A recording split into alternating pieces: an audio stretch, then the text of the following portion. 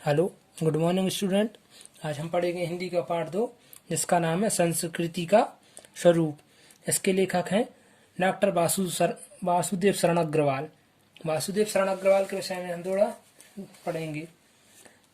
वासुदेव शरण अग्रवाल का जन्म मेरठ जनपद उत्तर प्रदेश के खेड़ा नामक ग्राम में सन 1904 ईस्वी में हुआ और मृत्यु सन 1967 ईस्वी में हुई। ये बात अंडरलाइन कर लेना, एग्जाम में पूछे जाते हैं कि जन्म और मृत्यु कब हुई। इनका गांव का नाम पूछा जाएगा, खेड़ा गांव। इनके माता पिता का निवास लखनऊ में होने के कारण बचपन लखनऊ में बीता। प्रारंभिक शिक्षा लखनऊ में हुई। लखनऊ में विश्वविद्यालय में एमए करने के उपरांत पीएचडी डीएलएड की उपाधि प्राप्त की। इन्होंने सेंट्रल एशियन एंटीबायोटिक्स म्यूजियम के अधीक्षक तथा भारतीय पुरातत्व विभाग के अध्यक्ष पद पर सफलतापूर्वक कार्य किया। इसके बाद काशी हिंदू विश्वविद्यालय के भारतीय महाविद्यालय में प्रोफेसर नियुक्त हुए। डॉक्टर वासुदेव शरण अग्रवाल को साहित्य अकादमी द्वारा पुरस्कृत किया गया। फाइन आर्ट सेक्शन मुंबई के सभापति और ऑल इंडिया ओरिएंटल कांग्रेस के सभापति रहे। इनकी लिखी हुई संपादित पुस्तकों में उरु ज्योति, कला और संस्कृति, कल्पवृक्ष, कादम्बरी, मलिक मोहम्मद जायसी, पद्मावत, पांडनी, कालीन, भारतवर्ष, पृथ्वीपुत्र, अभिनंदन ग्रंथ आदि प्रमुख हैं। डॉक्टर वासुदेव शरण अग्रवाल भारतीय इतिहास, पुरातत्व और भारतीय संस्कृति के गंभीर अध्येताओं में शीर्ष स्थान पर है। कालिदास के मेघदूत तथा बाणभट्ट के हर्षचरित्र की नींव पीठिका पुस्तक करने में इनका महत्वपूर्ण योगदान है। संस्कृति की प्रवृत्ति महाफल देने वाली होती है। सांस्कृतिक कार्यों के छोटे से बीज से बहुत फल देने वाला बड़ा वृक्ष बन जाता है। संस्कृति कार्य कल्पवृक्ष की तरह फलदायी होती है। अपने ही जीवन की उन्नति, विकास और आनंद के लिए हमें अपनी संस्कृति की सुध लेनी चाहिए। संस्कृति का स्वभाव श्रेष्ठ फल देने वाला है। संस्कृति के आधार पर किए गए कार्य भले ही छोटे हों, किंतु उनका परिणाम बहुत बड़ा होता है। जैसे छोटे बीज के उगने पर महान फल देने वाला पेड़ बन जाता है, वैसे ही संस्कृति के कार्य स्थिर सफल बनाने वाली होती है। देवताओं के नंदन वन का कल्प वृक्ष जिस प्रकार सभी इच्छाएं पूरी करता है, उसी तरह संस्कृति के कार्य मनुष्य की कामनाओं को पूरा करते हैं। जीवन की प्रगति, उत्थान और सुख शांति के लिए मनुष्य को संस्कृति का ध्यान रखना आवश्यक है। संस्कृति मनुष्य के जीवन को आनंद से भर देती है। संस्कृति मनुष्य के भूत, वर्तमान और भावी जीवन का सर्वांग पूर्ण प्रकार है। हमारे जीवन का ढंग हमारी संस्कृति है। संस्कृति हवा में नहीं रहती, उसकी मूर्तिमान रूप होता है। जीवन के नाना विधि रूपों का समुदाय ही संस्कृति है। जब विधाता ने सृष्टि बनाई तो पृथ्वी और आकाश के बीच का विशाल अंतर अपने रूप में भरा। जैसे सूर्य, चंद्र, तारे, मेघ, षष्ठ ऋतु, ऊष्म, संध आदि अनेक प्रकार के रूप हमारे आकाश में भरे गए। ये देव शिल्प थे। देव शिल्पों से ही प्रकृति की संस्कृति भुवनों में व्याप्त हुई है। इसी प्रकार मानवीय जीवन के ऊष्म काल की हम कल्पना करें, उसका आकाश मानवीय शिल्प के रूपों से भरा गया है। इस प्रयत्न में सहस्त्र वर्ष लगे। यही संस्कृति का विकास और परिवर्तन है। जितना भी जीवन का ठाठ है, उसकी सृष्टि मनुष्य के मन, प्राण और सारे दीर्घकालीन प्रयत्नों का फलस्वरूप है। मनुष्य जीवन रुकता नहीं, पीढ़ी दर पीढ़ी आगे बढ़ता जाता है। संस्कृति के रूपों का उत्तराधिकार भी हमारे साथ चलता है। धर्म, दर्शन, साहित्य, कला उसी के अंग हैं। संसार में देश भेद के अनेक प्रकार के मनुष्य हैं। हमारे संसार में देश के हिसाब से अलग अलग भेष के लोग रहते हैं। उनकी संस्कृतियां भी अनेक हैं। यहाँ नाना तत्व अनिवार्य है। मानवीय जीवन का झंझट नहीं, उसकी सजावट है, किंतु देश और कला की सीमा से बंधे हुए हमारा घनिष्ठ परिचय या संबंध किसी एक संस्कृति से ही संभव है। वही हमारी आत्मा और मन में रमी हुई है। हम जिस देश में रहते हैं वैसी हमारी वेशभूषा, वैसे हमारा वातावरण और रहन सहन होता है और उनका संस्कार करती है। ये तो संसार में अनेक स्त्रियां और पुरुष हैं, पर जन्म में तो जो हमारे माता पिता बनते हैं उनके गुण हम में आते हैं। उनके गुण हम में आते हैं और उन्हीं को हम अपनाते हैं। ऐसे ही संस्कृति का संबंध है। वह सच्चे अर्थों में हमारी धात्री होती है। इस दृष्टि से वह संस्कृति हमारे मन का, प्राणों का प्राण और शरीर का शरीर होता है। इसका अर्थ यही नहीं कि हम अपने विचारों को किसी प्रकार संकुचित करें। सच तो यह है कि जितना अधिक हम संस्कृति में को अपनाते हैं उतने ही ऊंचे उठकर हमारा व्यक्तित्व बनता है।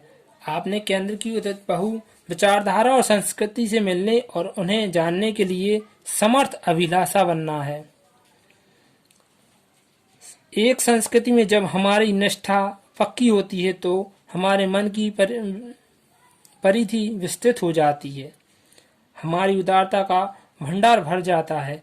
संस्कृति के जीवन के लिए परम आवश्यक है राजनीति की साधना, उसका केवल एक अंग है। संस्कृति राजनीतिक और अर्थशास्त्र दोनों को अपने में पचा कर उन दोनों में विस्तार मानव को जन्म देती है। राजनीति में स्थायी रक्त संचार केवल संस्कृति के प्रचार और साधनाओं से संभव है। राजनीति केवल पथ की साधना है, संस्कृति उस पथ का साध्य है। भारतीय राष्ट्र अब स्वतंत्र हुआ है। इसका अर्थ है कि हमें अपनी इच्छा के अनुसार अपना जीवन ढालने का अवसर प्राप्त हुआ है। जीवन का जो नवीन रूप हमें प्राप्त होगा वह आकाश में अपने आप आ गिरने वाला नहीं। उसके लिए जानबूझकर निश्चय ही विधि से हमें प्रयत्न करना होगा। राष्ट्र संवर्धन का सबसे प्रबल कार्य संस्कृति की साधना है। उसके लिए बुद्धि रूपक प्रयत्न आवश्यक है। देश के प्रत्येक भाग में इस प्रकार के प्रयत्न आवश्यक हैं। इस देश की संस्कृति की धारा अति प्राचीन काल से बहती आई है। मनुष्य की उन्नति के लिए लगातार गतिवान रहना आवश्यक है। गति ही जीवित होने की पहचान है। जो व्यक्ति राष्ट्र स्थिर होता है उसका पतन होने लगता है। यही कारण है कि जब तक चलते रहो का स्वर राष्ट्र के निवासियों में गूंजता रहता है तब तक विकास की गति बनी रहती है। जैसे ही चलना बंद हुआ वैसे ही सजगता और शक्ति समाप्त हो जाती है। जीवन का प्रभाव रुक जाता है। पूर्व और नूतन का जहाँ मेल होता है वहीं संस्कृति की उपज भूमि है। ऋग्वेद के पहले ही सूक्ति में कहा गया है कि नए और पुराने ऋषियों दोनों ही ज्ञान रूपी अग्नि की उपासना करते हैं। यही अमर सत्य है। कालिदास ने गुप्तकालीन की स्वर्ण युगीन भावना को प्रकट करते हुए लिखा है कि जो पुराना है वह केवल इसी कारण अच्छा नहीं माना जा सकता, जो नया है उसका भी इसलिए तिरस्कार करना उचित नहीं। बुद्धिमान दोनों की कसौटी पर कस कर ही किसी एक को अपनाते हैं। जो मूढ़ है उनके पास घर की बुद्धि का टोटा होने के कारण वे दूसरों के भुलावे में आ जाते हैं। गुप्त युग के ही दूसरे महान विद्वान श्री सिद्धेश्वर दिवाकर ने कुछ इसी प्रकार के उद्गार प्रकट किए हैं। जो पुरातन काल का वह मर चुका है, वह दूसरों का था। आज का जन यदि उसको पकड़ कर बैठे तो वह भी पुरातन की तरह मृत हो जाएगा। अनेक प्रकार के हैं, कौन कौन ऐसा है जो भली प्रकार उनकी परीक्षा किए बिना अपने मन को धार जान देने लगा, अथवा जो स्वयं को विचार करने में आलसी वह किसी निश्चय पर नहीं पहुंच पाता। जिसके मन में सही निश्चय करने की बुद्धि है उसी के विचार प्रसंग और साफ सुथरे रहते हैं। जो यह सोचता है कि पहले आचार और धर्म गुरु जो कहा गए सब सच है, उनकी सब बात सफल है और मेरी बुद्धि विचार शक्ति पूंजी है, ऐसा बाबा वाक्य प्रणाम के ढंग पर सोचने वाला मनुष्य केवल आत्महनन का मार्ग अपनाता है। मनुष्य के चरित्र मनुष्य के कारण स्वयं मनुष्य द्वारा ही निश्चित किए गए हैं। यदि कोई बुद्धि का आलसी या विचारों का दरिद्र बनकर हाथ पर पतवार लेता है तो वह कभी उन चरित्रों का पार नहीं कर सकता जो आर्थक हैं और जिनका अंत नहीं। जिस प्रकार हम अपने मत को पक्का समझते हैं वैसे ही दूसरों के मत को भी हो सकता है। दोनों में ही किसी बात कही जाए, इसलिए दुराग्रह को छोड़कर परीक्षा की कसौटी पर प्रत्येक वस्तु को कस देना चाहिए। गुप्तकालीन संस्कृति के ये गुर्जने बहुत स्वर्ग, प्रगति, उत्थान, नवीन पथों, संसाधन और भारमुक्त मन की सूचना देते हैं। राष्ट्र के अवलोचना में इसी प्रकार दृष्टिगोचर हमें ग्रहण करना आवश्यक है। कुषाण युग के आरंभ की मानसिकता स्थिति का परिचय देते हुए महाकवि अश्वघोष ने तो यह तक कहा है कि राजा और ऋषियों की उन आदर्श चरित्र को जिन्हें पिता अपने जीवन में पूरा नहीं कर सकते उन्हें पुत्रों को कर दिखाया। नए और पुराने के संघर्ष में इस प्रकार का सुलझा हुआ आशयपूर्ण दृष्टिकोण रखना आवश्यक है। इसके प्रगति का मार्ग खुला रहता है, अन्यथा भूतकाल कंठ में पड़े खटे ही की तरह बार बार टकराकर हमारी गाड़ियों को तोड़ता रहता है। भारतवर्ष जैसे कि देश के लिए है और भी आवश्यक है कि हम भूतकाल की जड़ पूजा में कहीं फंस कर उसी को संस्कृति का अंग न मानने लगे। भूतकाल की रूढ़ियों से ऊपर उठकर उसके नित्य अर्थ को ग्रहण करना चाहिए। आत्मा को प्रकाश से भर देने वाली उसकी स्फूर्ति प्रेरणा स्वीकार करके आगे बढ़ना चाहिए। तब नए युग और पुराने के बीच एक खाई बन जाती है। मानव सेवा का आदर्श ग्रहण करना होगा। अपनी कला में से अध्यय भावों का दृष्टि और सौंदर्य विधान के अनेक रूपों और अभिप्रायों को पुनः स्वीकार करना होगा। अपने दार्शनिक विचारों में से उस दृष्टिगोचर को अपनाना होगा जो स्वयं में मेल जोल, समय, समवाय और संप्रति के जीवन मंत्र की शिक्षा देता है, जो विश्व की भावी संबंधों का एकमात्र नियम दृष्टिगोचर कहलाता है। अपने उच्च धार्मिक सिद्धांतों के मत कर उनका सार ग्रहण करना होगा। धर्म का अर्थ संप्रदाय मत विशेष ग्रहण का है, नहीं रूढ़ी रुचि भेद से विभिन्न होते नहीं और न ही रहेंगे। धर्म का मथा हुआ सार। धर्म मानव की उन्नति करता है, उसका मर्म मनुष्य के जीवन को उत्थान की ओर ले जाता है।